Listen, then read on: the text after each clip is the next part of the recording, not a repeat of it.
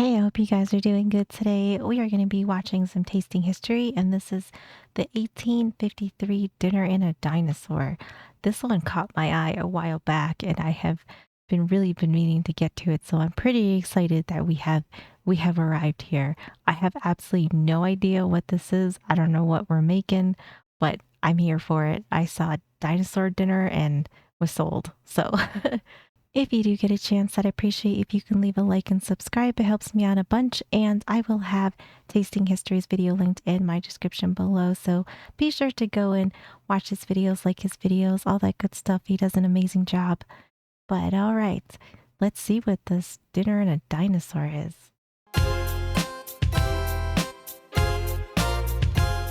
All right, before we get started, what is behind us today? I have absolutely no idea, but that one looks cute too. Ever since I was a little kid, I have loved dinosaurs, from Dino and the Flintstones to Jurassic Park. But my love of dinosaurs pales in comparison with that of a group of Victorian scientists who once dined inside of an iguanodon.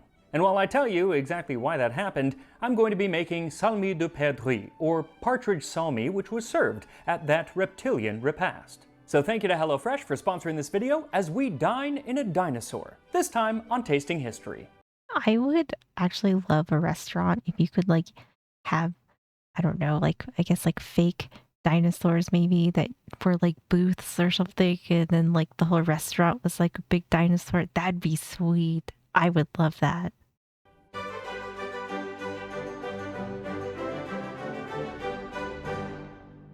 So this dinner inside of a dinosaur boasted a robust menu of 8 courses, all of which were made up of some of Victorian England's most popular dishes. Things like mock turtle soup, curried rabbit, and fantastic desserts like charlotte russe and macédoine jelly. And I am currently on the hunt for more wonderful Victorian molds like this so I can make some of those fantastic desserts. That's cool. I wonder how hard these were to find, trying to find Victorian era cookware in general, but these molds, I wonder how hard they were. I wonder how expensive they were too. Wonderful Victorian molds like this so I can make some of those fantastic desserts. But for this episode, I figured since it was dining in a dinosaur, I would dine on some of the dinosaur's descendants, and that is by making fowl. Luckily, the menu boasted quite a number of fowl dishes, including roasted snipe, pheasant, and woodcock, as well as salmi de perdrix, or partridge salmi. And it is a popular dish even today in French cuisine. It's extremely complicated, so I thought that it would be cool to do this Victorian version, which is a lot less complicated, and kind of see how it evolved over the last century and a half. All of these sound super fancy and complicated in my opinion. Everything he just named off sounded extremely complicated to me. But either way, I'm here for it. I'm excited to see what is all in this. Less complicated, and kind of see how it evolved over the last century and a half. And for that Victorian recipe, I am turning to one of Victorian England's most popular cookbooks, one so thick that it could choke a T-Rex, Isabella Beeton's Book of Household Management. I got this copy, it's from 1880, at a bookstore recently. They did not know what they had. It's amazing. That's cool. This book looks really pretty. It's in really good condition too. It doesn't look like it's nearly that old. It's really pretty. I bet this is a great piece to put on your bookshelf. This is cool. Salmi de perdrix. After the partridges are plucked and drawn, roast them rather undone, as they should not be browned. Cut them into wings, legs, and breasts. Put these in a stew pan, cover them up, and set them by until the gravy is ready. Cut a slice of ham into small pieces and put them, with the carrots sliced, the shallots, mushrooms, herbs, cloves, and pepper, into a stew pan. Fry them lightly in butter, pour in the stock, add the bones and trimmings from the partridges, and simmer for 1/4 hour. Strain the gravy, put it to the legs, wings, and breasts, add a glass of sherry or Madeira, and a small lump of sugar. Let all gradually warm through by the side of the fire, and when on the point of boiling, serve and garnish the dish with croutons. So there are many... This sounds really good. It sounds like there is a lot going on here, but it sounds really tasty. On the point of boiling, serve and garnish the dish with It's got gravy, okay? We cannot go wrong here. croutons. So there are many similarities to the modern version of this dish, but then there are some stark contrasts. Like, she says to not brown the bird, where today you would do all you can to get a nice color on the bird before putting it into the oven. Also, she is only reducing her sauce for 15 or 20 minutes, where today they'll reduce it for hours sometimes to get a nice, thick, rich gravy. But who has time to reduce a sauce for multiple hours? Not Isabella Beaton, and not me. That's why I choose the meals from HelloFresh, our sponsor today, that are quick and easy. Now, less quick and easy is this Victorian recipe, so let's get started. What you'll need is 2 small birds. Partridges are preferred, but she says that you can use any game bird, and partridges are really quite hard to find, so I'm using game hens. They are much easier to find. Yeah, I don't think I've ever seen like a partridge in the store. I can't say I've ever seen that. Game hens, yes. To find, so I'm using game hens. They are much easier to find. 2 or 3 minced shallots, a large slice of ham cut into small pieces. So this one really threw me because in the modern version it usually calls for bacon or lardon, which is basically just fat, and that's actually what you're kind of cooking the other ingredients in. But she goes out of her way to call for a slice of lean ham. So the complete opposite of lardon. So I'm curious how that's going to work. Yeah. 3 carrots, 3 to 4 mushrooms, a bundle of savory herbs, 2 cloves, 6 peppercorns, 1 3/4 cup or 450. What constitutes a bundle of savory herbs? What is usually in this? I mean, I'm down with it, but what exactly does that entail? Bundle of savory herbs, 2 cloves, 6 peppercorns, 1 3/4 cup or 415 milliliters of beef stock, a 1/4 cup or 60 milliliters of sherry, and 1 tablespoon of sugar. You also need some butter as well as a few slices of white bread that you can cut into any way that you want for the croutons. So first, let your game birds come to room temperature and then salt and pepper them inside and out and truss them with a bit of cooking twine. Then set them in a pan and roast them in the oven at 400 degrees Fahrenheit, 205 Celsius for about 20 minutes. So this is the hardest part of the process because you want to cook these birds about 3/4 the way done, and every bird is going to be different based on weight and the type of meat it is, so you just kind of have to play it by ear. It's actually not easy to only 3/4 cook a bird, but That sounds incredibly difficult to like almost cook it all the way through. That does seem very difficult. by ear. It's actually not easy to only I 3/4. can't say I've ever like cooked anything where it told me to cook it 3/4 of the way through before I do anything else. So I'm definitely with him on that. This seems like this is gonna be a journey. Cook a bird, but we're going to be cooking it more later, so you don't want to cook it all the way. Once they are partially cooked, let them sit for about 5 minutes and then carve them, removing the wings, legs, and breasts, setting those in another pan which you will want to cover to keep warm. As for the carcasses, hold on to those and actually chop them up into little pieces because you're going to be using them in the sauce. As for the sauce, or as she calls it, the gravy, you melt 2 tablespoons of butter in a saucepan, not a shallow frying pan like the one that I started with because I wasn't thinking ahead, but a nice deep saucepan like the one that I'm going to switch over to in a minute. But once melted, add the carrots and shallots and let them cook for about 5 minutes, and then add in the mushrooms, herbs, cloves, and peppercorns, and cook for 3 to 4 minutes before pouring in the stock as well as the bones and trimmings of the birds. Let all of this cook for, she says, 15 minutes, but I promise you that is really not enough. Yeah, I wouldn't think that's enough for what we got going on in here. This looks like it's going to be delicious, though. This looks really good. Let all of this cook for, she says, 15 minutes, but I promise you that is really not enough. You have to at least do it for 30 minutes to even get something resembling a gravy. I need to do an entire video on this book because it is fascinating how many mistakes are in it. So many of the recipes were never tried out before they went into the book, and That's kind of funny. So, like, did they just like wing it and we're like, yeah, well, like we know how to cook this stuff and this sounds good enough. That's actually really funny. are in it. So many I of the would watch this recipes were video. never tried out before they went into the book, and in later editions she fixes them, or somebody fixes them rather. Anyway, that'll need to be an entire other video. For now, cook it at least for 30 minutes. But once it's slightly thickened, pour it through a strainer and let it cool for a bit. And you want to skim off as much fat as you possibly can that rises to the top. then pour it onto the birds in the pan, add the bit of Oh, that looks sherry and a good. sprinkle of sugar on top, and then set it on a low heat and bring to a simmer. Man, I am a sucker. If it's got gravy, I'm a sucker for it. I'm already sold on this. And a sprinkle of sugar on top, and then set it on a low heat and bring to a simmer. You do not want to rush this part of the process. Leave it over a very low heat. It can take a while to get to that simmering or a light boiling point, but if you rush it, you will overcook the partridge. You just want to let it slowly come to temperature so it cooks the bird all the way through. And while it cooks, I'm going to answer the question that you've been wondering ever since the beginning of the video. Why the heck were these Victorians having dinner in a dinosaur? Yes.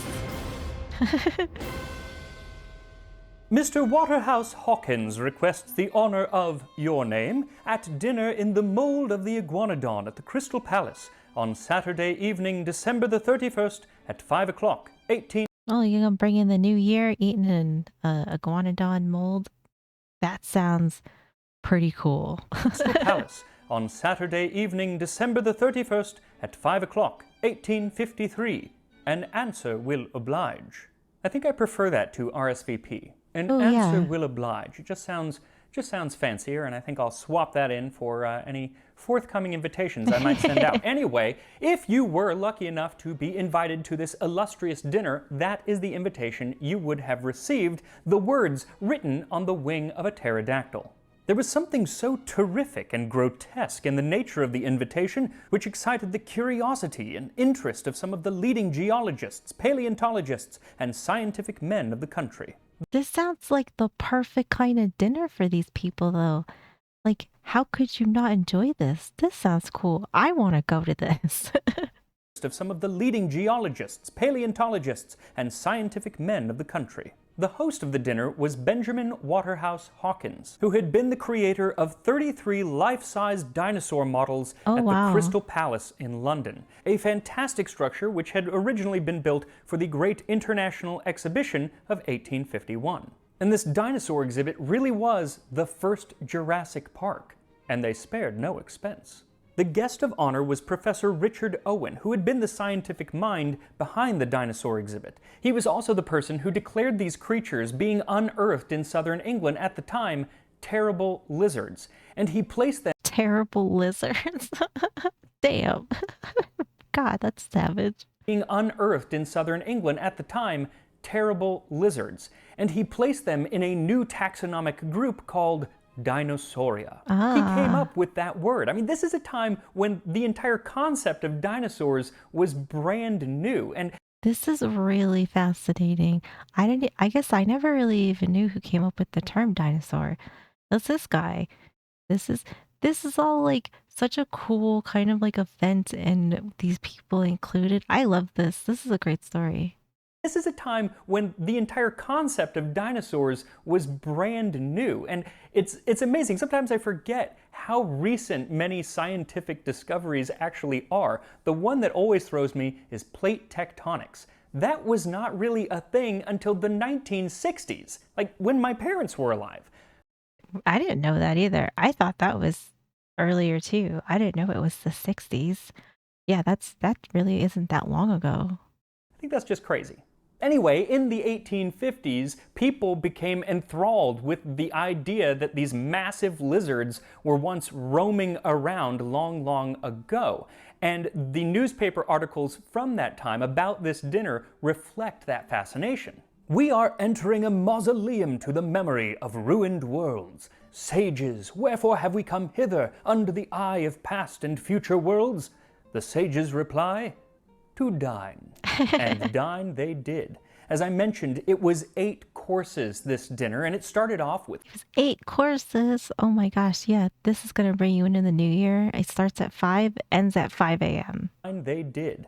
As I mentioned, it was 8 courses this dinner, and it started off with soups, and then fish, then a choice of roast turkey, ham, raised pigeon pie, or boiled chicken and celery sauce. Food. The entrees, all written in French, were lamb with tomatoes, curried rabbit with rice, filet of sole with mayonnaise, and of course the salmi de perdrix, or partridge salmi.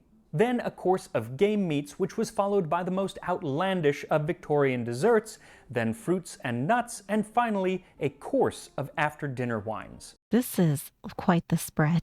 This is crazy. This is so much food. Oh my goodness. I mean, I know this is like a very probably extravagant event. I mean, you're gonna eat dinner in a dinosaur mold. I mean, what's cooler than that? So, and it's New Year's Eve. You just gotta go all out. But this is very, very impressive, though. What this is like the 1800s. This is very impressive. Desserts, then fruits and nuts, and finally a course of after-dinner wines. After eating a meal like that, I would be the size of an iguana. Now, before the dinner actually commenced, the newspapers kind of set the scene of what was going on around. First, the names of several illustrious gentlemen in the field of science were placed on banners around the room. Oh. Then the invited guests came in. These included many of the top scientists of the day, as well as several executives from the Crystal Palace Company who owned the park, and of course a handful of prominent newspaper editors who were able to report on that dinner, and report they did. That's actually really great because, I mean, obviously it's the test of time as far as like we kept that documentation. So now we get to see what they said. This is great though, because now we get to kind of see what it was like. Editors who were able to report on that dinner, and report they did. And they did so in a wonderfully Victorian poetic fashion. Oh, like yeah. one who wrote asking these dead dinosaurs if they ever envisioned people eating on top of their graves. Potentates of the Wealden and the Oolite, saurians and pterodactyls all, dreamed ye ever in your ancient festivities of a race to come, dwelling above your tombs, who would vent their rage for dining on your ghosts? I love this. I just love how stuff is written back then. I don't know. It's just so like fancy. I don't know. There's just so much passion and stuff in it. I just love it. What a wonderful turn of phrase. So Yeah. next time you're hungry, instead of saying, I want to eat, you need to say, I wish to vent my rage for dining. That sounds a lot better than I'm hangry, feed me. Yes, absolutely. Yes. We can use better words now. Eat, you need to say, I wish to vent my rage for dining. The number of gentlemen present was 28, of whom 21 were accommodated in the interior of the iguanodon, and several at the side table on a platform raised to the same level. So a sort of kids' table. But by the illustrations from the time, it does look at least like that table was attached. Though I might rather be at the kids' table because it sounds like the table inside of the iguanodon was a little cramped. It actually had to be shaped kind of in a weird way just to accommodate the curves of the inside of a dinosaur. Guest of honor, Professor Owen, at least got to sit at the head of the table where the lizard's brain would be, and once everyone was seated, he stood and delivered a speech dedicated to all of the great minds who had come before him. So do we know how big this was then? I mean, this is a lot of people to try and fit in here, and if it was super cramped, I wonder how big this whole thing was. I think this is a cool idea. Somebody should do this. Somebody in the food industry should do this. We should be able to have a cool restaurant that's like a giant dinosaur, and you can have all these booths that are all different dinosaurs. Bro, I would eat there. I would eat there. And delivered a speech dedicated to all of the great minds who had come before him. And Professor Owen, at the close of his remarks, proposed the memory of Mantell, the discoverer of the iguanodon, a toast which was responded to in mournful and appropriate silence. But the maudlin tone was not to last, because as the food came in, things got rather rowdy. They drink to the dead, they drink to the deranged, they drink to the living. Owen gives the toasts, Forbes writes a ballad, and the sages all sing, rap, roar, and create of all creations after dinner speeches. Oh, they're all getting white girl wasted. I love it. Sing, rap, roar, and create of all creations after dinner speeches.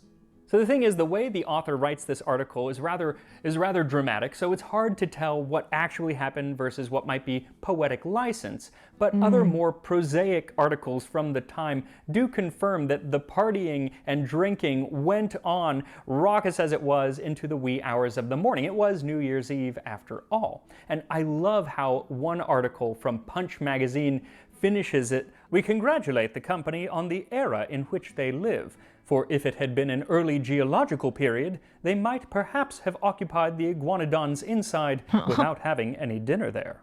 There was Oh my goodness. That's kind of funny.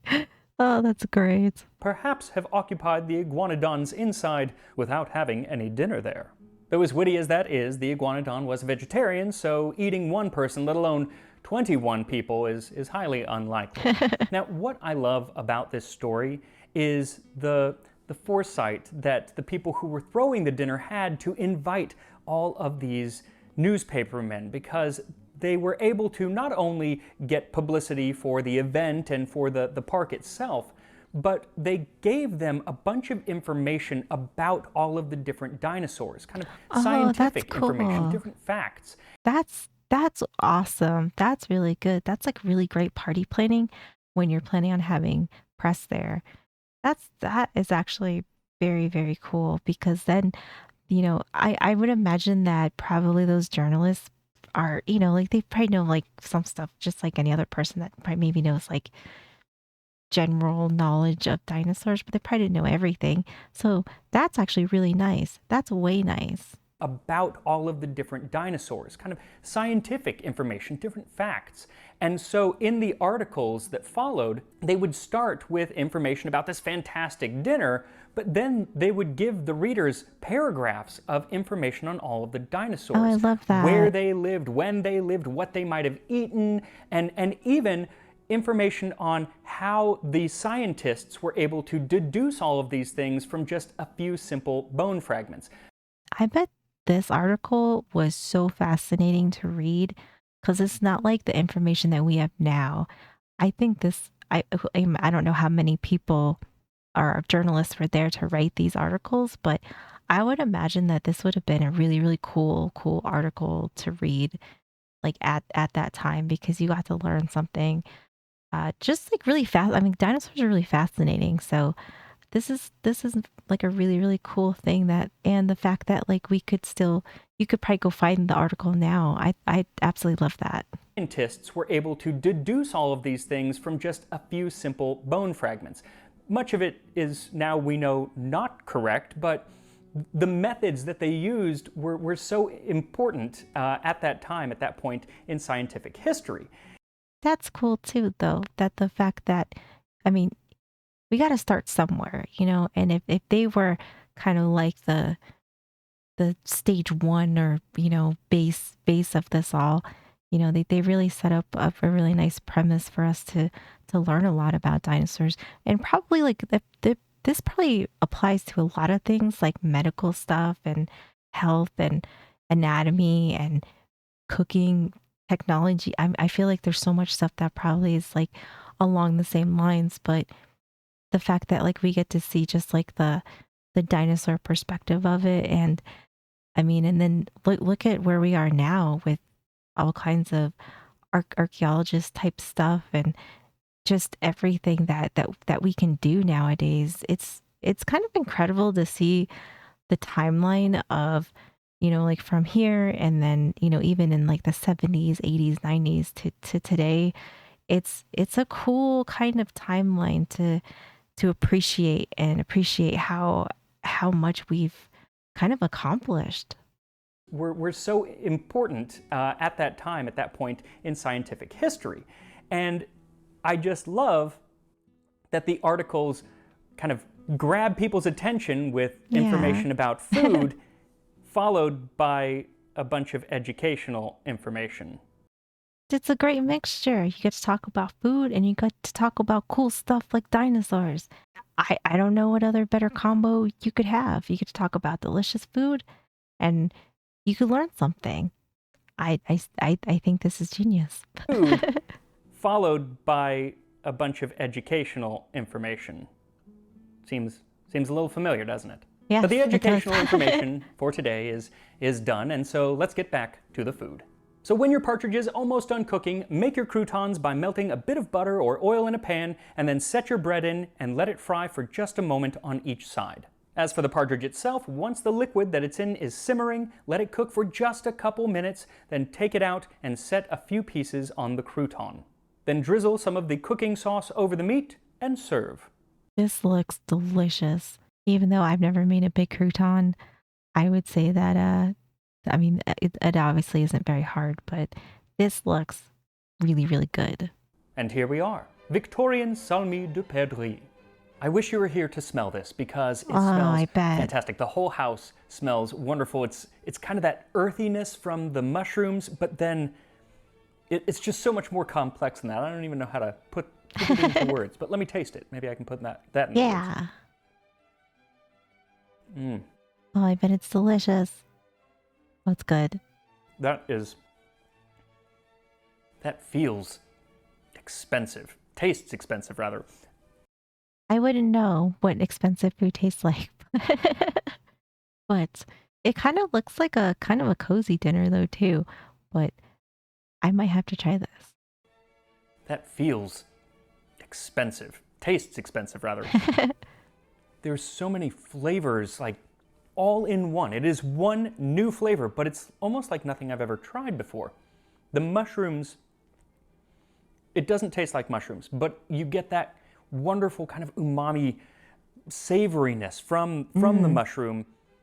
But then there's the sweetness from the sugar. They usually don't add sugar today, and I kind of see why, because That is true. I can't say that for any gravy or sauce that I've made.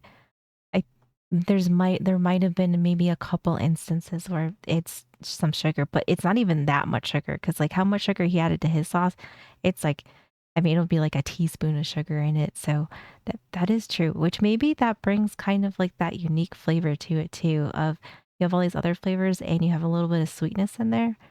they Makes usually sense. don't add sugar today, and I kind of see why, because that's no longer a popular flavor in dishes like this. But I actually really like it. But the partridge is actually done very well. The dark meat. I think I needed to have taken the white meat out of the pan a Oh little bit no. sooner, because it looks like it may be a little bit overdone. But just put a bunch more sauce on it, and It's good. It's fine. overcooked, but still delicious. That sauce could really go on to anything, not even just fowl. It's so dark and robust a flavor. It's hard to describe because it is unlike anything I've had before. And since Can we put this on French fries? Or is that like too trashy? describe because it is unlike anything I've had before. And since I'm at a loss for words, that just means you have to make it yourself. And it is a little bit of work, but it's a lot less work than the modern version, and yet it is complex and absolutely worth the time in doing. You don't need to go get a partridge. You could even find one. You could use chicken. It's just kind of going to depend on how long you end up cooking it and everything, but the flavors I think are still going to be there, and that's what really matters. So even though you might not be able to dine in a dinosaur like those wacky Victorians, at least you can taste a bit of what they ate that night inside of an iguanodon. And I will see you next time on Tasting History. I thought this was a really, really cool video. I didn't even know that this event or type thing even happened. So, really, really cool video. Learned a lot. This food looks absolutely delicious. I might have to put this on a list of something to try come like fall or winter time because it looks kind of cozy and it just looks very, very tasty to me. I love chicken. I love gravy. I love croutons. I don't see how I could not like this. Let me know if you've made this too, because I know this is an older video. Um, it's from 2 years ago. So if you did watch this and you did make this, let me know how you came out. Did you do chicken or what did you put with it? Let me know in the comments. But Awesome, awesome video. Loved it. Thank you so much for hanging out with me. I really appreciate you guys being here. Be sure to go and like and subscribe to Tasting History with Max Miller. He does just a fantastic job. I love all of these videos so much. But that's going to do it for me. I hope you guys have a great day, and I will see you in the next one.